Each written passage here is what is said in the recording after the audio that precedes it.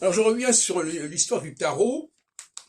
Je reviendrai probablement par un écrit tout à l'heure, mais je voudrais simplement rappeler un certain nombre de choses. La genèse de la symbolique du tarot est aussi confuse que la genèse de la symbolique du zodiaque, ce qui n'est pas peu dire.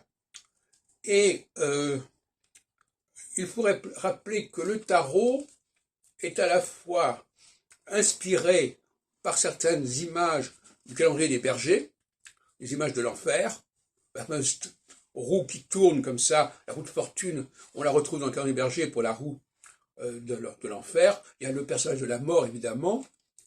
Et il faut aussi considérer l'iconographie des maisons astrologiques. Parce que cette iconographie, elle existe. Aujourd'hui, on nous dit simplement 1, 2, 3, 4, 5, etc. Et on a évacué complètement l'imagerie des maisons astrologiques. La maison 7, la maison 5, la maison 6, tout ça, ça a des images, il y a des images qui sont restées.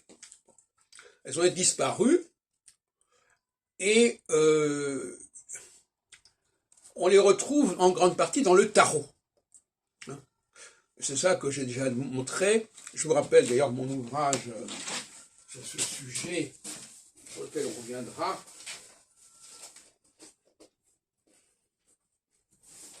Qui a eu d'ailleurs un certain succès. Voilà.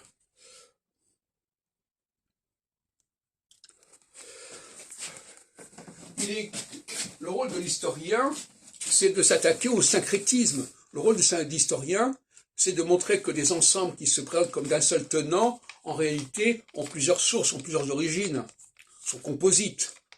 Et si on n'a pas cette capacité critique, on n'est pas un bon historien. Donc l'histoire du tarot, c'est aussi ça, comme pour le zodiaque, par exemple, de montrer que le tétramorphe, qui correspond au sphinx, etc., est un élément du zodiaque qui s'est combiné avec l'iconographie des 12 mois de l'année.